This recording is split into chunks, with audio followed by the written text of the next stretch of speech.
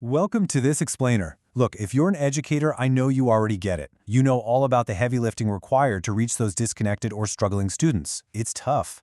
So today, we're focusing on how to literally transform our classrooms from those traditional quiet lecture spaces into truly empowering, highly engaging environments for the kids who need it the absolute most. We're going to dig into some incredible source material that bridges psychological theory, immersive pedagogy, and easy daily routines to help us shift our students from risk to resilience. Okay, let's just dive right in. Today we're tackling 5 main areas: the engagement challenge, cultivating growth mindsets, drama as a catalyst, the science of role play, and finally, building daily SEL habits. Starting us off with Section 1, the engagement challenge. Basically, understanding our starting line. Before we can even talk about solutions, we really have to acknowledge where we're starting. The sources explicitly define at-risk youths as kids whose potential for success is limited by some pretty heavy ecological, social, and psychological factors. In a classroom setting, this usually looks like complete withdrawal, zero motivation, or just straight-up truancy. And here's the harsh reality check. For these students, traditional passive learning simply does not work. If they don't have a strong connection to adults or some kind of intrinsic motivation, sitting and listening to a lecture isn't just boring for them, it's completely ineffective. We absolutely need a different approach. Moving right along to Section 2, cultivating growth mindsets. This is our psychological foundation. So to break students out of that intense academic and social withdrawal, we have to look at the work of psychologist Dr. Carol Dweck.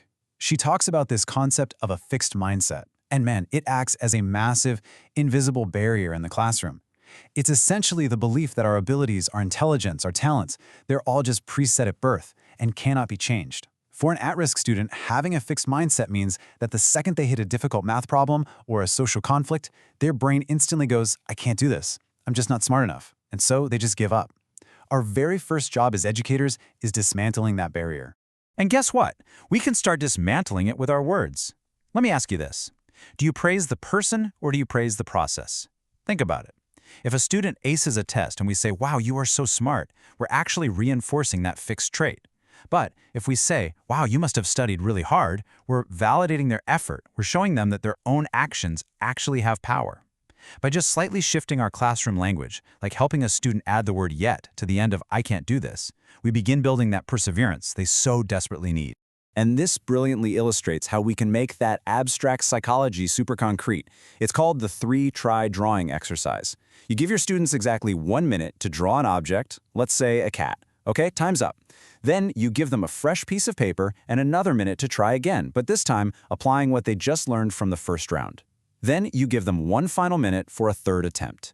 By laying out all 3 drawings side by side, students can visually track their own improvement. It literally proves to them, right there on the paper, that effort and process lead directly to tangible progress. So, okay, we've established that we need them to take risks. We need them to embrace the messy process of failing and trying again. But how do we actually pull that off? How do we make learning a safe risk, especially for kids who are already feeling so vulnerable? Which brings us to Section 3, drama as a catalyst. Think of this as the rehearsal space for life. If we want to make learning feel like a safe risk, we really need to stop framing the classroom as this passive lecture hall. There's this fantastic concept from Dorothy Heathcote called the mantle of the expert.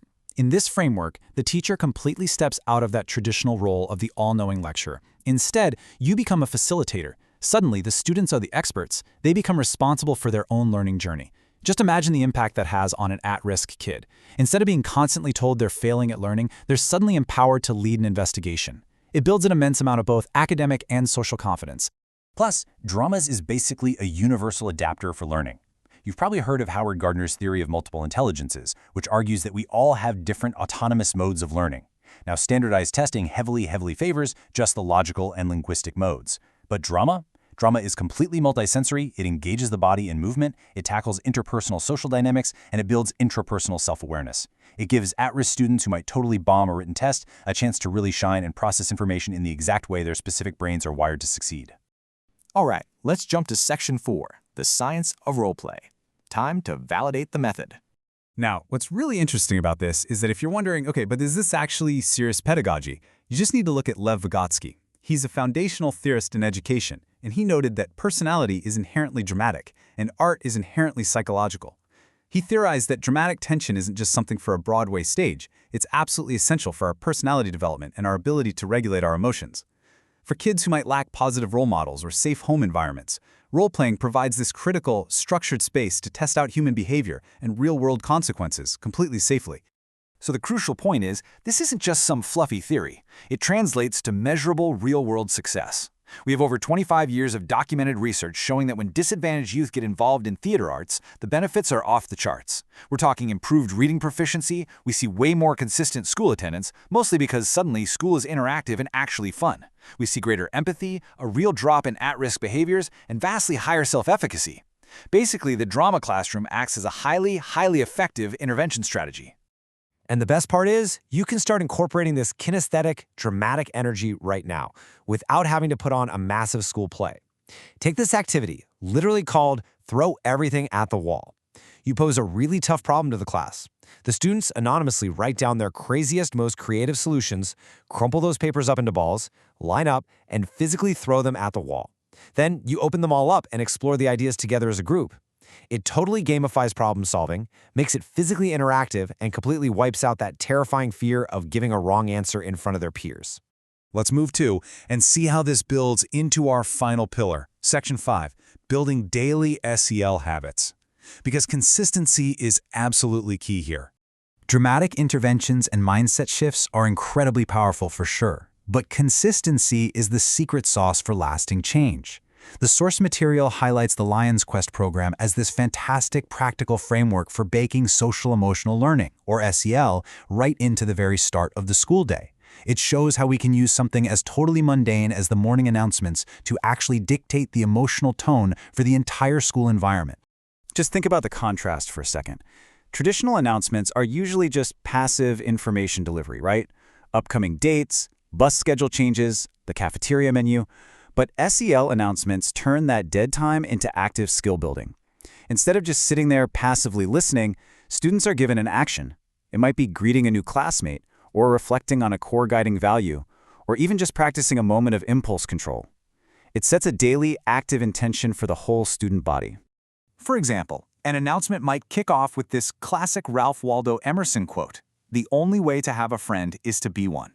But it doesn't just end with the quote. It's paired with a concrete action for the week, like making a point to smile and learn something brand new about a classmate. This kind of routine prompts daily reflection and actively encourages the exact type of empathy and social engagement that our at-risk students really need a chance to practice.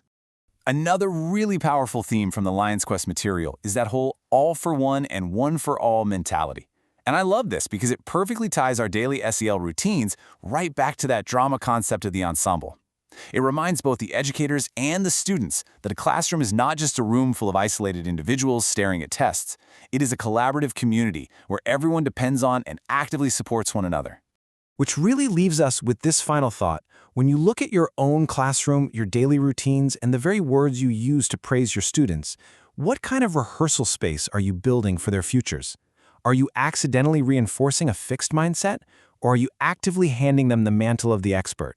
The tools are all right here in the research. It's up to us to actually put them into practice. Thanks so much for joining me on this explainer, and keep learning.